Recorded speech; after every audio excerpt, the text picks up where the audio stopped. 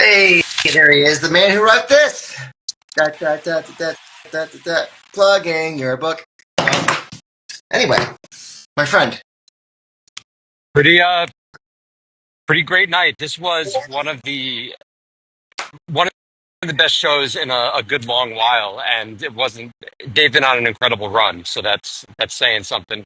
Um, what was really amazing was for how varied the set list was, like how to left field it was. Like this was one of the tightest shows I've heard in a long time. Like everybody was just on their A game the entire time. Like performance Eddie, wise. yeah, Eddie flubbed a couple of lyrics, but I mean Par for that's the to be course. expected.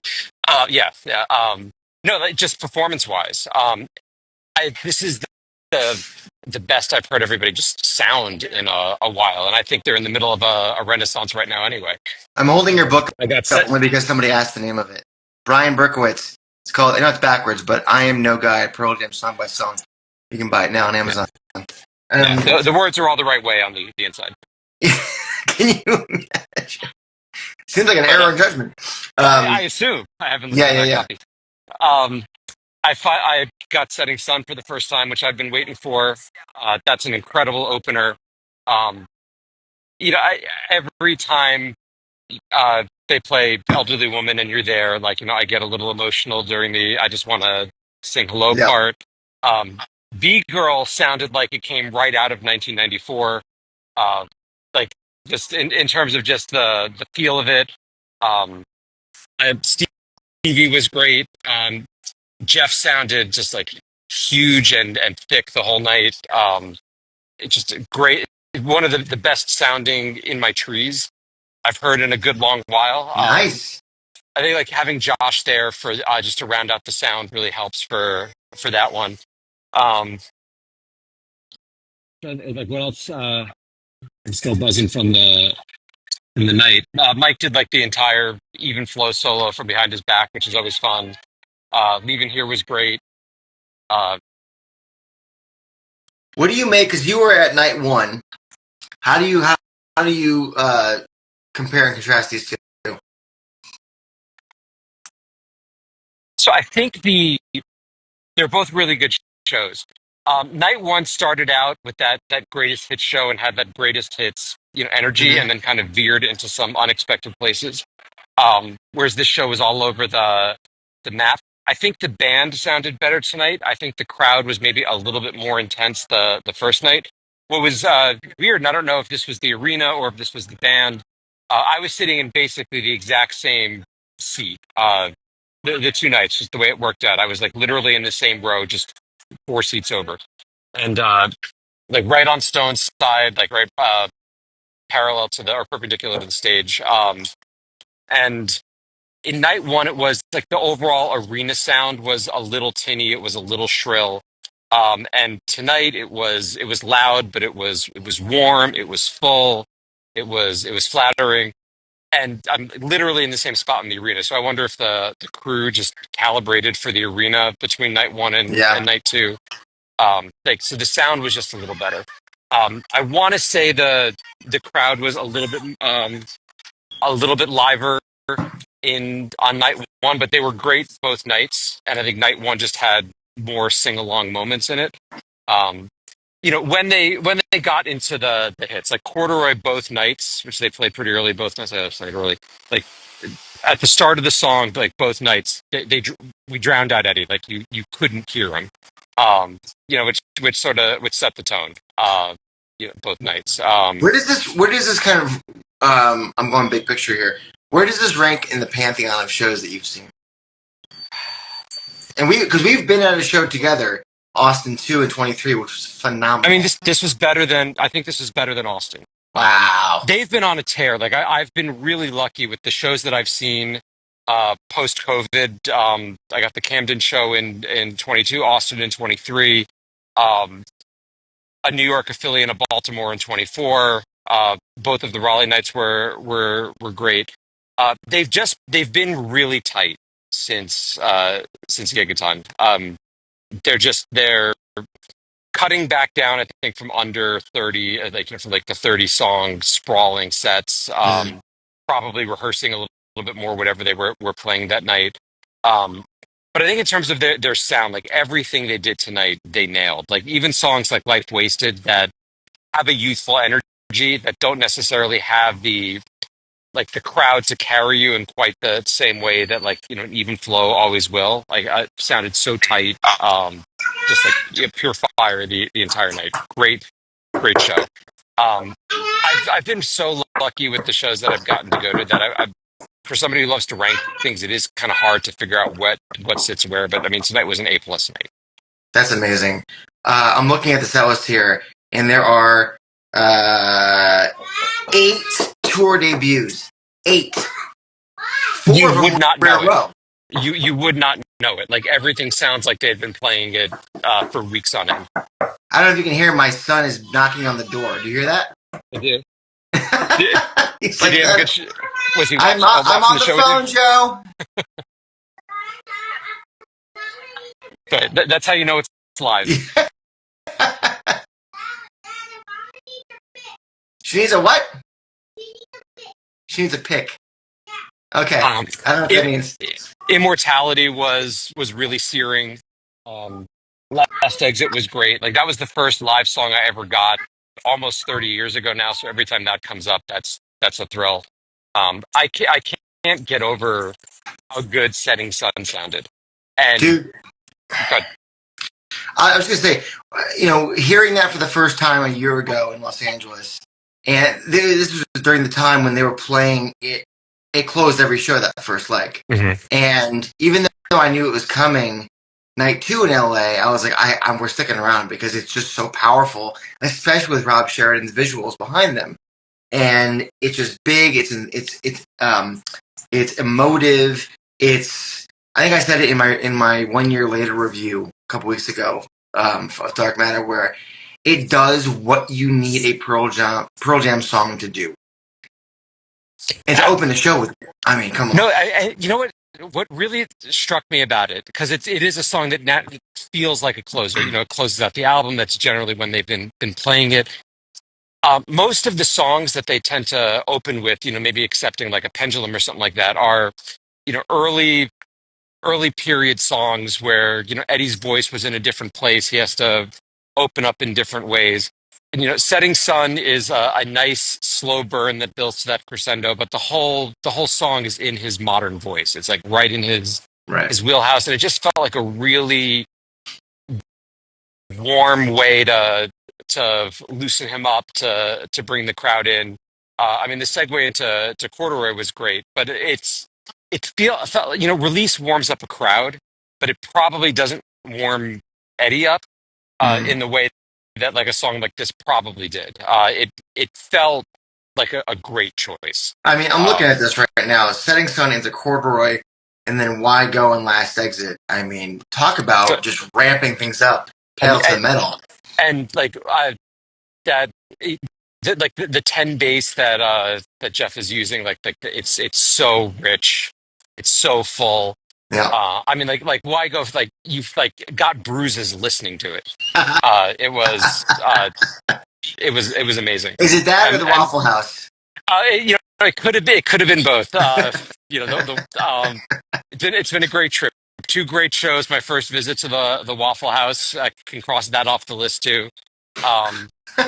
It just start to finish. Even stuff like Amongst the Waves, which doesn't quite have the crowd lift that say like Unthought Known does from if they're pulling up from Backspacer, sounded so much richer and fuller like live. Like there was just like there's a lushness to everything tonight. And like that's always been one of my. It's a song I really like, but it's one of my issues with it on the record is it's a little thin. It misses that fullness that they definitely brought tonight. Well, I'm glad that you got to go to these 2 shows because on paper they look fantastic. They were and these weren't just like they look good on paper shows. Like they killed it both nights, especially tonight. You know what? When they first announced these shows, I was like, you know what? I bet you Raleigh's going to be kind of fun. Like you wouldn't think Raleigh, but they're making up for 2016. Like who knows? And I just, I'll go to Nashville because Nashville's not great, and it was, but I'm a little envious of this. I didn't I wasn't at Nashville, so I can't compare it. But like Raleigh earned its return visit. Like I think after tonight they will put it back into the rotation. I had to drive just about 6 hours to get here, and totally worth it. Amazing. Well, I'll let you go. Thanks for stopping in, and we'll see you back on the show soon. All right, All right. take care. John. Jason. Hi, friend. Hi. How are you doing? How's it feel to not be here? You mother. Feels lovely. I'm in my home. It's cozy, you know. So when do you arrive on the East Coast for Pittsburgh? I jokingly said to my wife, John said he'll pick me up at the airport. And she's like, oh, like. Yep. Because now I'm thinking, I feel like the whole tour has just gone like this. Oh, yeah. You know what this felt? No. And you know what this felt like to me? It felt like Sydney Night 2, where suddenly all kinds of things like came out. So I was expecting this for Pittsburgh. Like this would have been a great Pittsburgh Night 2, tour closer. But one thing Ed said, he's like, I believe he said we could see ourselves living in North Carolina if they moved away from Seattle. So he was very, very fond of being here, the crowd, the appreciation. It was incredible. I don't know how else to just describe it. Like, and it is that rare marriage of like a random set list that also exactly like Sip said, it was tight. Like these songs were well rehearsed, and that's the thing too, right? Because like we did the tour preview, you were on that a couple weeks back, and one thing that Rob Bleestein said was because we were talking about deep cuts. What do you think deep cuts going to be for each city and opener? Yep. And he's like, "How many deep cuts do you think they're going to have? It's only 11 shows.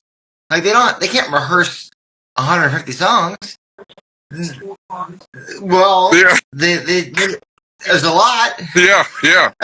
I mean, I think about how relatively tight "Hold On" sounded last night for not being played very much, and it just continued tonight. Like all the songs they busted out sounded, like they weren't just winging it. You know, it was. If they were really dialing in from a rehearsal standpoint before the tour, while on the tour, during sound check. I don't know what your experience is like, but since the Gigaton tour, since COVID, they've sounded very, very tight, and I'm sure you've seen them many times before that, as have I. I don't know what it is, but they're very dialed. Yeah, no, I would agree with that. And I from some other bands too, like COVID, if there was a silver lining, some bands came back refreshed. Some singers came back with better voices than they had. And I've thought the shows since the pandemic have been really, really well dialed in. But we talked about on the preview is like asking for change-ups in where things are played, what things are played. And, it was cool in Nashville to get like Watchtower in that closing spot finally, something different. Yeah. Like, getting Setting Sun as an opener, I think, there's no reason a Dark Matter song like Setting Sun or Upper Hand couldn't open a show. They proved it tonight. I thought Setting Sun and placing Corduroy in that 2 slot just right after it was a genius. Like those next 3, like you said, that 90s rock and then trio. You go right into a sing along out with a woman. You go into the Evolution keeps the energy high. Yep. If you're going to put, one of the, I wouldn't call it a down song because it's one of the better songs on Backspacer, but Amongst the Waves isn't like, a big hit amongst the fan base. Amongst the hardcores, perhaps, but that's the spot you want to drop it in. Dark Matter, 100%. React Respond, Even Flow, Immortality, Stevie. Yeah, I want to talk about Immortality for a second. Okay. So, I've been talking a lot, and I've been paying a lot of attention to Mike the last year. I've talked to you about it a lot, I think. But Mike is a master of using delay. And that Immortality solo tonight, I cannot wait to go back and watch my video of it because once again, it's just like he has so much trust and faith in his control and the way he can just kind of feel that solo out. And it's such an epic live song. Such an epic song. There's one of those things with immortality that I've noticed. He doesn't do it every time, but some of the versions that stand, because we do the live cut of the week thing, where we go back and we choose our favorite live version of a song. And Yep. the original Guardrails was it had to be from the tour from when the album came out that it was a part of, and so obviously our live cut then was from '94. Now that we've done all of the songs outside of Dark Matter, Yep. When we go back to it again, now there's no guardrails, and it's like, well, what is a great version? And one of the things that sticks out to me is that Mike does this thing where he almost doesn't even play anything for like the first 8 bars. Yep. And to your point, maximizes the effects. I don't know if he's using the tempo control or if he's just kind of winging it, whatever is dialed in. Yep. But he makes it work, and there's just a wash of a note or two. It's so visceral. It's like, it's just trusting, because, anybody who's a guitar player and who uses effects knows, like, it's not always easy to control delay. Like, it can go wild on you. You can have runaway delay. And, but Mike just trusts it so much. Oscillate. Yeah, exactly. But he's just so good at it, and that, oh man, so there's so much in there, like throwing leaving here in at the end. I was so happy to see that. You know me, I could do without Rockin' on the Free Will for like the next 10 shows that I go to, but they I'll give them a pass for everything they drop. Like, yeah, 100%. Untitled and MFC, always appreciate that. Yes, and I don't know, were you listening to a stream of it? I was avoiding the stream, partially because I like to kind of go to the bootlegs fresh and just get your reactions, and then have it in the back of my mind when I listen to it. So, also, I was making dinner. For the show. So write down as a note to listen for Stone on MFC. I really thought he was playing some really great stuff at the end. Okay. I was really dialed into him. But yeah, I mean, everybody loves a good Stone feature, even if it's not singing. I agree with you. So, give me your thoughts on In My Tree. Oh my God, I think I've called it for all the last 3 shows. Like, this is going to be the night In My Tree comes out. So it's like the world's worst kept surprise. Like, it's going to come out. At some point, yeah. And I've thought that song has sounded like significantly better than I remember it being, like, again, let's say post-pandemic. Like, I listened to it and I'm like, oh wow, yeah, they're like, Mike's playing those beautiful melody parts, Ed's hitting the vocals, so that's an example. And Evolution is another one that I used to just think, oh cool, it's Evolution, I love the song, great song. But I never really noticed or paid attention to it live until like the last couple tours, and I've really, really gotten into it. So that's always been, for me, that's always been one of those crowd pleasers where no matter what came before it, energy is high. Yep. Many people will recall me recalling the DVD show, as I call it, MSG 2003. Stip was there, I was there, I think Shihan was there. That was a moment. And that's the moment that I realized that Evolution was one of those tentpole songs, which is why you hear almost every single night, because it just has that energy. I think it's actually Ed's favorite song on the record, if I recall correctly. Yeah. But glad to hear In My Tree was so solid. I've really liked the Luke It into Porch thing. They did it a few times in the last year or so. That's really fun. Yeah. Sneak in like one little song before we get to the inevitable Porch. Yep. And then talk to me about B-Girl opening the Encore, because we're so used to the Ed solo thing. Is it the Warren Zevon? Is it Tom Petty? Is it again, just be fresh. Throw in something new. Try something new. Yeah, and seeing Jeff out there with an acoustic, that was awesome. It's like, who wouldn't enjoy that moment? And it's set up, I mean, for me, I will say I'm a huge Life Wasted fan. That's one of my absolute favorite songs. Great song. And so I love hearing that in that Encore 2 slot. But B-Girl just sort of, I don't know, it just opened everything up. It transported us back to the 90s. It was so, just try more stuff like that. See what sticks. I love that too. And it's like, when you think about how there's only 11 shows and how many songs can they really rehearse, and it's like, well, when that opening number of the Encore is always this Ed thing, there's probably some pressure from Ed to like, spice things up, and maybe it's The Last Kiss by himself. Maybe it's Just Breathe. Maybe it's hey. Yep.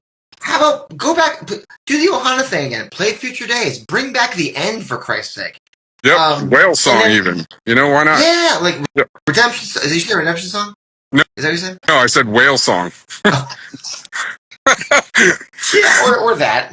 Or that. Or any other lost dog that's been hiding for a while. I know. Hitchhiker. No. Yeah, That might be Hitchhiker. a little hard.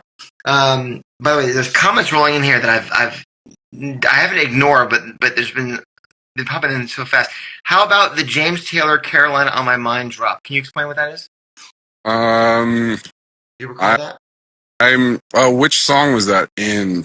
I do remember it, but there are so many things cycling through my head. Brian's also saying that B Girl might have been a nod to Blind Melon having recorded the album in North Carolina. Oh, which would be fun. Very interesting. Yeah. Listen, they were very mindful in night one with the Scully stuff. Yep. Playing Satan's Bed.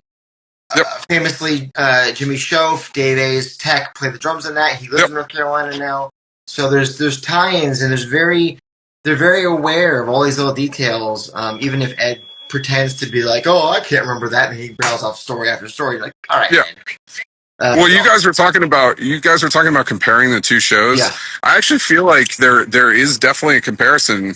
Like I feel like they sort of set up all the wild randomness of tonight with what they did last night, because I thought, like you said, the kind of greatest hit start.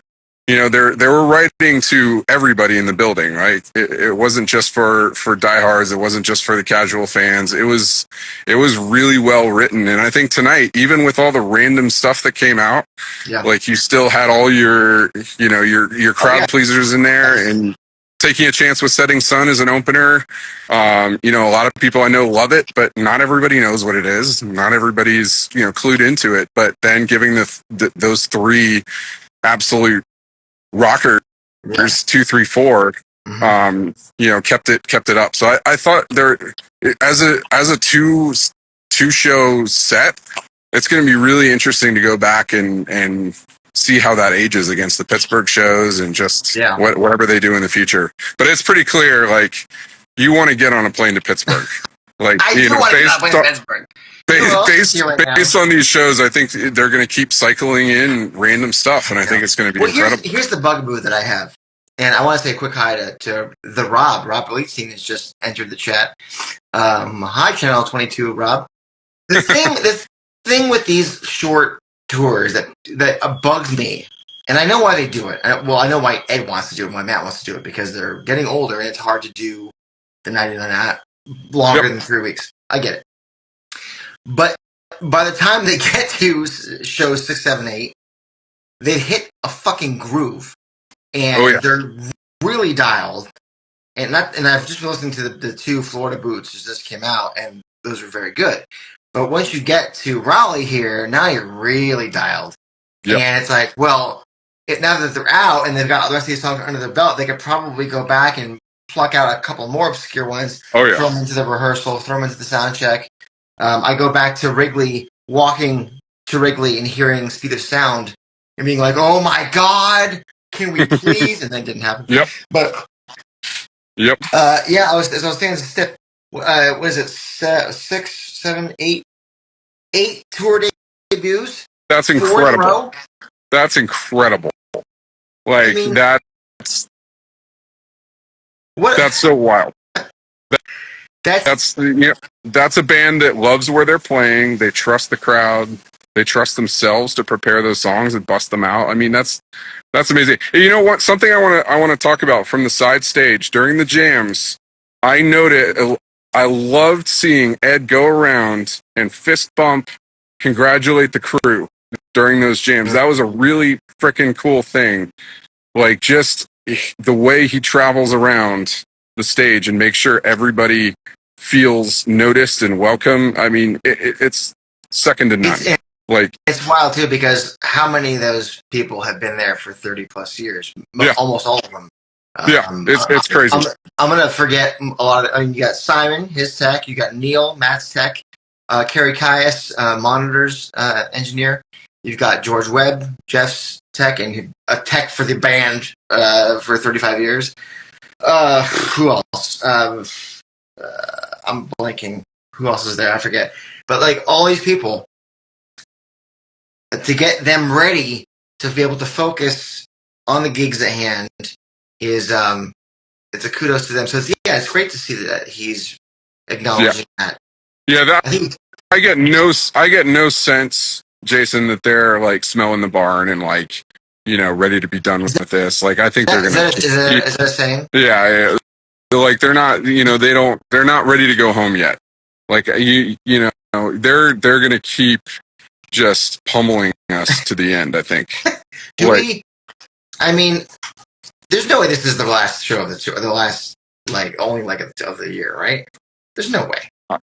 It feels impossible, but you never know. I mean, they may need a year before they do more of this type of stuff. But I certainly hope there's more. Yeah. And I'll go anywhere for it. Let's hop on a plane to Europe. Yeah, exactly. Europe, South America. Getting on the road, so can't stay on to finish watching. But dude, In My Tree sounded awesome. Y'all enjoy Pittsburgh. Josh, by the way, Josh Mick, he was on Raleigh 1 reaction with me. And Josh drove 3 hours from Virginia. Nice. Went back that night. And then came back another 3 hours for tonight's show. Josh, you're a fucking legend. That's yeah. I'm going to be driving to Virginia late tonight, and that's why I'm saying I can pick you up in DC on Friday. It's a Stop. It's a nonstop flight, Jason. Just hop on a red eye. Let's go. You're living my dream. You buy a guitar, I buy this hat. This is right now. This is my life. You can have that life, and I'll just live vicariously through you. It's fine. I'm not sad or mad at all. And I look forward to your analysis tomorrow. Whatever you haven't told me. And I know somebody else mentioned Sheehan's analysis, combing through the set list as he does tomorrow. I'm sure he'll have some more number crunching.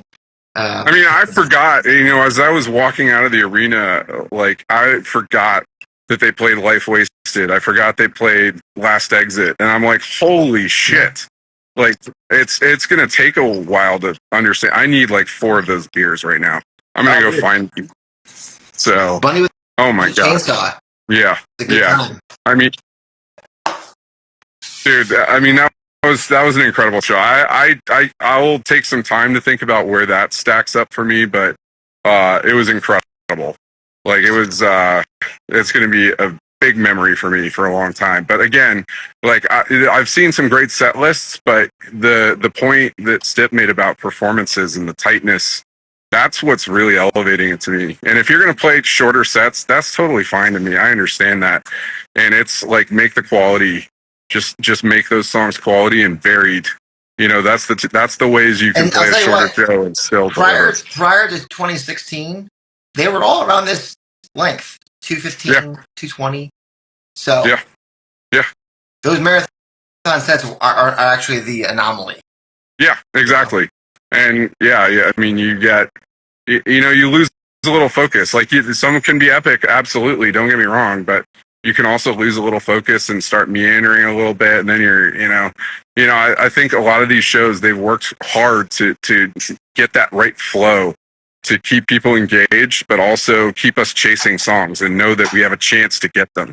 Yeah. When we're getting hold-ons and leaving here still, and all of these things. There's a chance for everything. B-Girl hasn't been played since May 13th, 2022. That's awesome.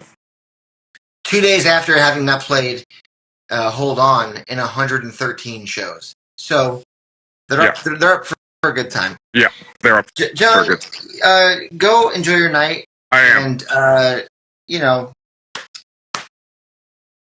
I'm living for 2 of us, Jason. I'm living for 2 of us. Probably more than 2 of us. Yeah, and anybody else who wasn't there. Exactly. But I will say I love that feeling of knowing that I'm not going to miss anything this tour. Good for you. Yeah, exactly. All right, get out of here. All right, I'll talk to you later.